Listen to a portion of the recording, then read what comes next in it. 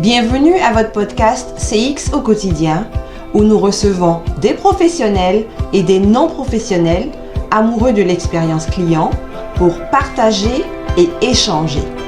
Mon nom est Julie Tano-Lawson, je suis votre animatrice et je vous souhaite une très belle écoute.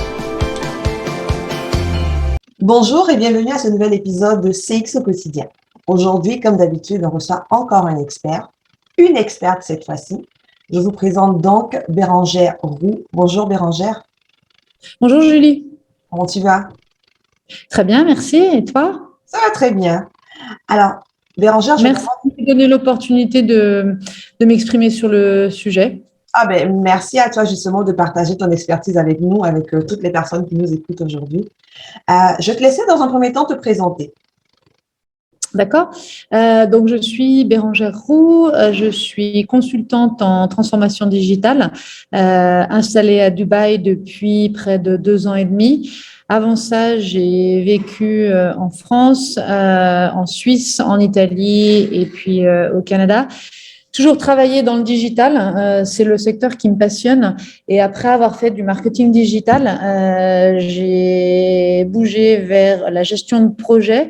Et aujourd'hui, je m'occupe de transformation digitale. Alors, j'imagine, Julie, qu'on va rentrer dans le vif du sujet ou dans le détail un peu plus tard. Mais en gros, la transformation digitale, c'est comment aider les entreprises à croître en utilisant les outils et solutions digitales. Et en les intégrant dans les process et dans la façon dont les gens travaillent. D'accord. Tu es déjà dans le vif du sujet. Alors, je comprends la définition que tu viens de donner, mais si tu veux entrer un peu plus en détail dedans, ce serait quoi, par exemple, une transformation digitale type qu'une entreprise pourrait faire et pourquoi ce serait intéressant pour une entreprise d'aller vers cette transformation digitale-là? Alors, avant de répondre à ta question, Julie, je pense que il est important de préciser la différence entre digitalisation et transformation digitale. On entend ces termes à droite et à gauche, un peu des buzzwords. La digitalisation, c'est en fait quand une entreprise implémente des solutions digitales dans son entreprise. Point. Okay. La transformation digitale, c'est à partir du moment où cette entreprise fait rentrer ces solutions digitales dans son environnement de travail, je dirais, quotidien. Et c'est là que vont intervenir les process, la façon dont les gens travaillent. Donc, il y a la digitalisation, c'est vraiment la partie outils, et la transformation digitale, c'est quand on prend cette digitalisation et qu'on l'intègre dans la vie de l'entreprise. Donc, ça touche évidemment à plus de services, c'est beaucoup plus impactant pour l'entreprise et en même temps, le retour sur investissement qu'une entreprise peut en attendre est évidemment bien supérieur. Donc voilà, je voulais déjà préciser la différence entre les deux. Alors, donc, ce que je comprends, comme tu viens de le dire, la digitalisation, ce sont les outils et la transformation, c'est l'intégration de ces outils-là dans le process au niveau de l'entreprise. Mais alors, pourquoi c'est important pour une entreprise de passer à la transformation digitale? Alors, je dirais que c'est important pour une entreprise, en effet, et je souhaiterais reformuler la question sous forme de quels sont les objectifs pour une entreprise qui va engager cette transformation digitale. Il y a tout d'abord un objectif de productivité, puisque quand les entreprises vont initier cette démarche, elles vont automatiser certains process, elles vont simplifier certains process et de fait, elles vont limiter le travail manuel. En limitant le travail manuel, les ressources se focalisent sur des tâches à plus forte valeur ajoutée. Elles économisent, si je peux dire, entre guillemets, du temps et elles apportent de ce fait plus de valeur à l'entreprise. Donc là, c'est vraiment un objectif, une recherche de productivité. Et derrière cette recherche d'objectif de productivité, il y a un objectif évidemment de rentabilité qui touche potentiellement toutes les entreprises dans tous les secteurs d'activité. Okay. Ensuite, évidemment, le digital fait partie de nos vies, que ce soit au niveau personnel ou au niveau professionnel. Donc, les entreprises qui n'engageraient pas, je dirais, cette démarche prennent le risque de ne pas suivre l'évolution du marché, de ne pas suivre les tendances, de ne pas suivre ce que les consommateurs, ce que les clients eux-mêmes attendent. Aujourd'hui, on sait très bien que les comportements entre la sphère privée et la sphère professionnelle sont de plus en plus similaires. La frontière entre les deux est de plus en plus fine. Donc, les entreprises qui se lancent dans cette démarche-là vont pouvoir adresser en fait les besoins, qu'ils soient professionnels ou qu'ils soient personnels. Et c'est pour ça que la transformation digitale, si elle a concernait beaucoup d'entreprises en B2C. Aujourd'hui, elle concerne également le B2B. Ouais, parfaitement. Effectivement, je comprends parfaitement ce que tu expliques. Alors, c'est quoi les défis pour quelqu'un, une entreprise qui veut mettre en place cette transformation digitale? Ce serait quoi les plus grands défis? Alors, les défis, là aussi, je dirais qu'il y en a plusieurs. Et le premier est celui de voir ce projet ou cette démarche comme un investissement et pas comme une dépense. Moi, je travaille avec des petites et moyennes entreprises et avec des startups. Et j'ai plusieurs, et dernièrement, il semble que la tendance, malheureusement, s'accentue. Il y a plusieurs entreprises, plusieurs dirigeants ou plusieurs fondateurs de startups qui me disent, mais nous, on va générer un petit peu de vente. Une fois qu'on aura un peu de cash, une fois qu'on aura généré un petit peu de chiffre d'affaires, on va réinvestir dans la transformation digitale ou même dans cette fameuse digitalisation. Et en fait, c'est prendre le problème à l'envers, puisque c'est investir dans cette transformation digitale ou mettre en place, en tout cas, des process digitaux, des solutions digitales qui va permettre de générer derrière du chiffre d'affaires et qui va permettre de faire des ventes. Donc, en fait, c'est vraiment un investissement comme un manufacturier pourrait investir dans des machines. Une entreprise, aujourd'hui, se doit d'investir dans ses outils et se doit d'intégrer ces outils de façon absolument optimale dans ses process. Même si elle démarre, ça permet de construire, de bâtir des fondamentaux qui vont lui permettre de grossir, qui vont lui permettre de croire, mais de façon déjà optimisée dès le démarrage. Donc ça, je dirais, c'est vraiment le premier défi. Il y a encore pas mal d'éducation à faire à ce sujet-là. Moi, j'échange beaucoup avec les dirigeants d'entreprise sur ce sujet-là. Un deuxième défi, je dirais, c'est l'intégration des équipes. On sait que l'humain, par défaut, n'aime pas le changement. Oui. Donc, lui dire, par exemple, à une équipe commerciale, vous allez passer d'un suivi de vos clients ou de vos prospects sur un fichier Excel à un CRM, ça va être vu potentiellement comme de la surveillance ou, entre guillemets, comme du flicage. Donc, c'est comment intégrer les équipes en amont du projet et tout au long du projet pour qu'une fois que le projet est déployé, il soit parfaitement adopté par l'ensemble des équipes. Et ça ne fonctionne que, évidemment, si le top management, si la direction d'entreprise est impliquée.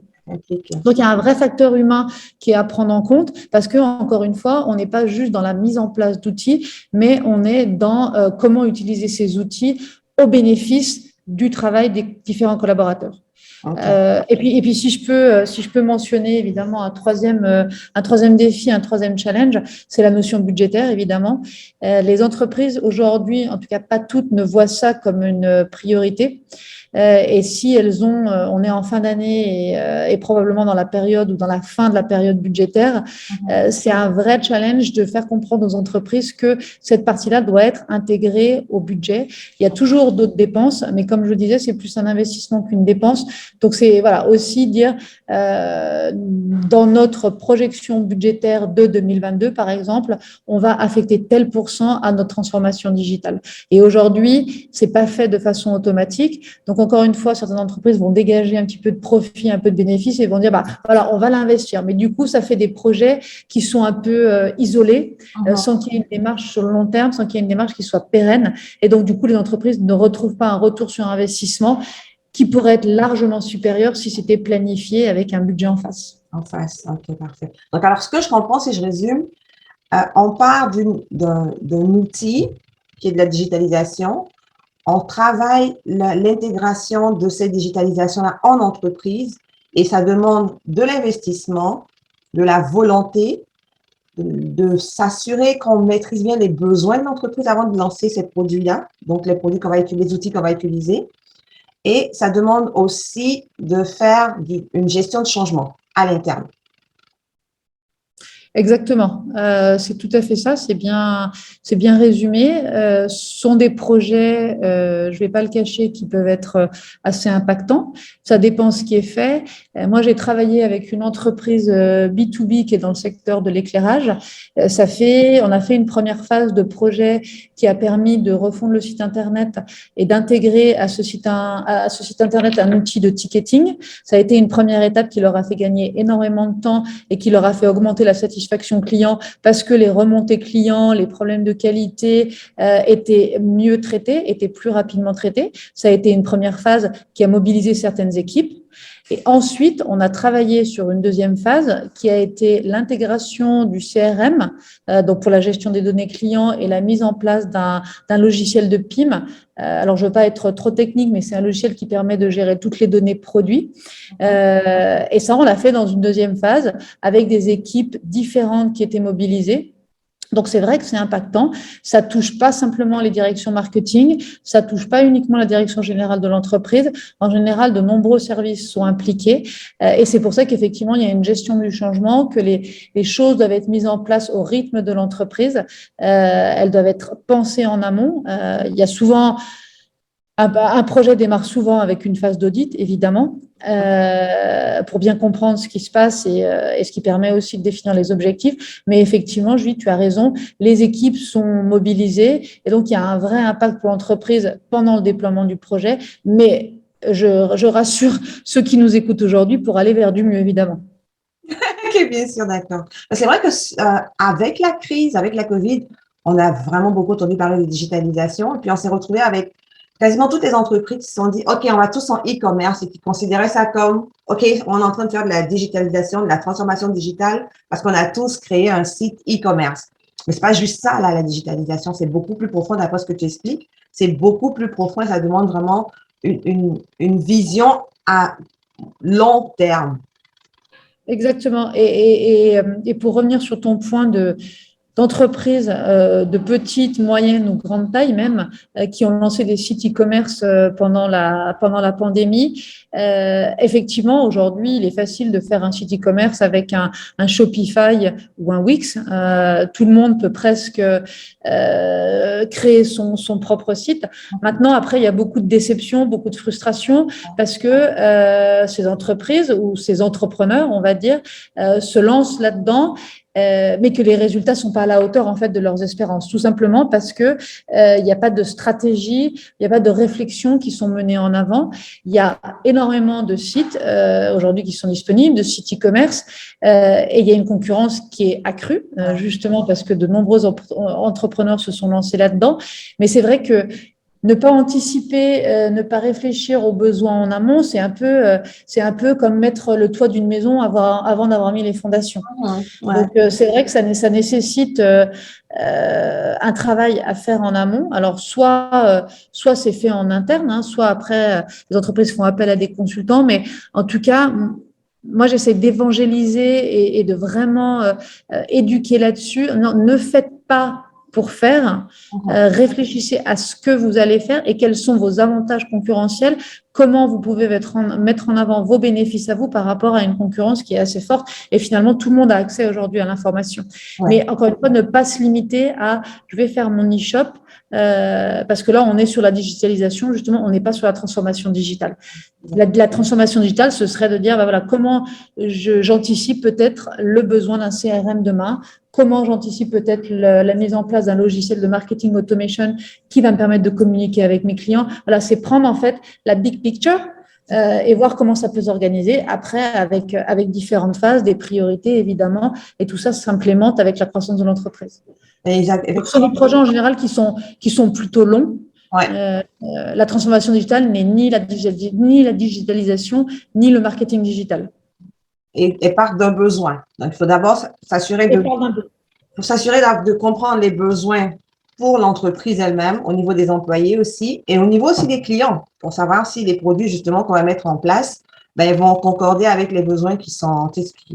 Tout à fait. Mais quel produit je vais pouvoir vendre sur mon site e-commerce, mais comment je m'assure que ces produits seront livrés à temps, seront disponibles à tout moment, que les moyens de paiement seront optimisés et multiples.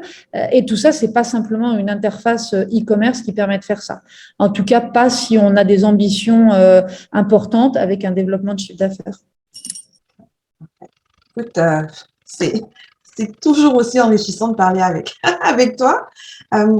Est-ce que tu as un conseil en particulier pour, par exemple, toutes ces petites entreprises, parce que oui, les grandes entreprises, c'est plus facile, mais pour les entreprises un peu plus petites qui se lancent ou qui veulent se lancer en transformation digitale, ou qui ont déjà commencé en se disant que le e-commerce, par exemple, c'était, mon Dieu, la solution, et puis qui se retrouvent aujourd'hui avec ce problème-là, ce serait quoi les prochaines phases qu'elle devrait faire? C'est quoi les réflexions qu'elle devrait avoir pour justement s'en aller réellement vers de la vraie transformation digitale? Alors, pour répondre à la première partie de la question, quel conseil je peux donner en toute humilité, évidemment, c'est d'y croire déjà et de se dire que justement la transformation digitale n'est pas réservée uniquement aux grosses entreprises ou aux multinationales. Aujourd'hui, il y a des outils qui sont pas forcément très onéreux. Un CRM aujourd'hui peut être mis en place même avec Salesforce, avec des modules très limités. Donc, c'est des budgets qui peuvent être accessibles même aux petites et moyennes entreprises. Donc, je dirais, première chose, c'est d'y croire. Ça, c'est le premier conseil que je peux donner. Et après, moi, je dirais de définir des priorités et encore une fois, de travailler par phase. Rome ne s'est pas construite en un jour, comme on dit. On peut tout à fait commencer petit, mais en amont, réfléchir aux objectifs finaux. Où est-ce que je veux aller à la fin? Après, évidemment, j'y vais pas à pas, mais quel est mon objectif final et comment je vais atteindre cet objectif-là? Donc, c'est vraiment construire un plan, construire une roadmap et après, les priorités, elles vont se définir d'elles-mêmes. Mais c'est voilà, comment anticiper les choses et ne pas faire parce que le concurrent direct ou indirect a fait quelque chose et que, oh là là, je suis en retard, s'il lui a fait ça, alors je me dois de faire ça aussi. Ouais. Non, c'est qui je suis, quel est mon ADN, quels sont mes process aujourd'hui, quelles sont mes ressources, qui sont mes employés et qu'est-ce que je peux faire, qu'est-ce que je peux mettre aujourd'hui en place pour que tout ça s'orchestre correctement. Donc, c'est vraiment prendre une vision tout à fait globale. Ouais. Et encore une fois, ne pas penser outil. L'outil est simplement le support. Ce qui compte sont les process et la façon dont les gens travaillent. Les outils, ils se mettront en place d'eux-mêmes. Alors, Bérangère, si je te demande, est-ce que tu as des exemples d'opportunités en transformation digitale? Est-ce que tu en as que tu peux nous fournir? Alors, j'ai donné un exemple rapide tout à l'heure avec cette entreprise dans le secteur du luminaire, avec une partie CRM et outils de ticketing et PIM. Je peux vous donner deux autres exemples. Un étant une organisation qui est spécialisée dans l'éducation, où là, où on a en fait refondu tout le site Internet, alors la partie visible des utilisateurs, mais aussi le back-end. Et au-delà d'avoir simplement un site vitrine, on a intégré un module de réservation de cours pour que l'expérience client soit transparente en fait pour l'utilisateur et qu'il puisse réserver des cours ou des activités en très peu de clics. Et ça a été, c'est passé par la connexion du site web avec une application métier tierce. Donc ça, c'est le premier exemple que je peux donner. Et le deuxième, c'est une entreprise avec laquelle j'ai travaillé qui est dans le secteur des arts de la table. Donc tout ce qui est kitchenware. On est parti en fait de presque rien. On a construit le site e-commerce. Alors il y avait un petit site vitrine, mais du coup on est parti sur le développement d'un site e-commerce. Et en fait ce site e-commerce est venu s'interfacer pour une meilleure gestion des flux, pour une meilleure gestion des produits, pour une meilleure gestion des clients, est venu s'interfacer donc avec à la fois un CRM. Est venu s'interfacer avec l'ERP de l'entreprise et est venu s'interfacer également avec le logisticien, le logiciel de traitement des commandes logisticien. Aucune commande n'était traitée en interne et manuellement. Les commandes qui étaient passées sur le site e-commerce étaient envoyées en automatique et en temps réel par l'intermédiaire d'une passerelle sur le système d'information du logisticien qui, lui, gérait les envois et ce qui permettait, là aussi, d'optimiser l'expérience client parce que les commandes étaient traitées très rapidement, elles étaient envoyées très rapidement et on sait très bien que le délai de livraison est un des facteurs clés de succès d'une vente e-commerce. Donc voilà, les deux exemples que je peux mentionner. Il y en a d'autres, mais c'est vrai que dans beaucoup de cas, dans beaucoup de projets de transformation digitale, le CRM revient. C'est là où les entreprises montrent le plus de maturité. Et après, il y a des ERP et il peut y avoir, dans certains cas, quand il y a des gros catalogues produits, il peut y avoir des outils de PIM qui permettent de gérer les données produits. Je dirais que c'est le CRM qui est le numéro 1. En plus, le CRM, ça permet d'avoir une base de données clients aussi, beaucoup plus actualisée, de pouvoir centraliser beaucoup d'informations pour le reste de l'entreprise aussi. Tout à fait. Ça permet de centraliser les informations, de l'optimiser. Et au-delà de ça, qui est déjà un grand pas pour de nombreuses entreprises parce que du coup, elles ont des informations clients qui sont pérennes et qui sont stables. Et ça permet en fait d'engager la communication avec ses clients. À partir d'un CRM, on va définir des segments de clientèle.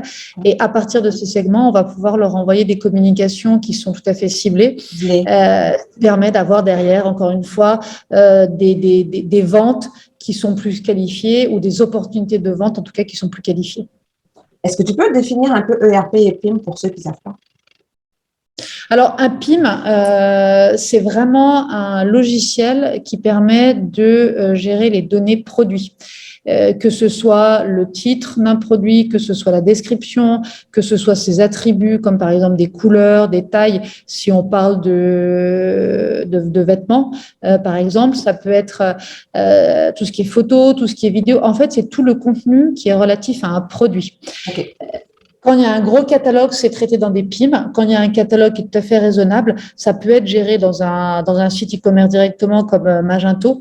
Mais c'est vrai que souvent, c'est déporté dans un PIM quand, encore une fois, il y a beaucoup de références ou quand il y a plusieurs canaux de diffusion. À savoir qu'une entreprise serait dans une démarche omni-canal. Elle voudrait diffuser ses produits à la fois sur son site e-commerce et à la fois en boutique. À ce moment-là, la gestion des produits, en fait, se fait à partir d'une base unique dans un PIM. Okay. Et l'ERP... Et l'ERP, c'est vraiment, je dirais, le poumon de l'entreprise où peuvent être gérées toutes les données maîtresses, à savoir ce qui est stock essentiellement, ce qui est prix potentiellement, ce qui est marge. Ça dépend après de ce qui est implémenté, mais c'est vraiment le poumon de l'entreprise où sont gérées, au-delà des données produits et clients, toutes les autres données relatives au business. Parfait. Alors, ma dernière question pour toi, ça va être, c'est quoi le lien que tu fais entre la transformation digitale et l'expérience client? Je dirais que l'un ne va pas sans l'autre. Je viens de le mentionner en fait dans les deux exemples que j'ai donnés. On parle d'expérience client. Il n'y a pas de transformation digitale s'il n'y a pas de recherche d'optimisation de la relation client.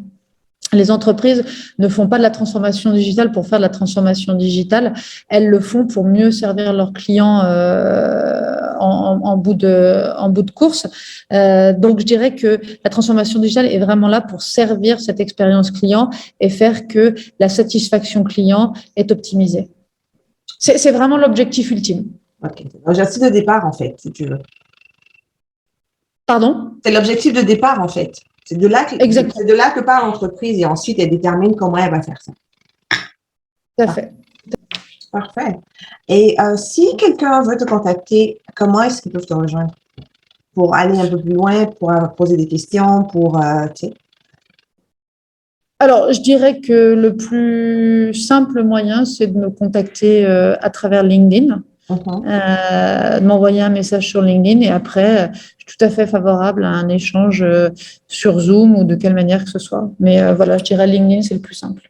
OK, parfait. Donc, LinkedIn, Bérangère Roux, de toute façon, lorsqu'on va faire nos publications, ce sera mentionné le lien LinkedIn pour avoir accès à toi. Alors, je te remercie, Bérangère, parce que sérieusement, l'information était super pertinente pour nous, même pour moi, je veux dire, parce que c'est pas ma spécialité en tant que telle. Merci à vous tous qui nous avez écoutés aujourd'hui. Puis, c'est avec plaisir qu'on se revoit dans 2 semaines.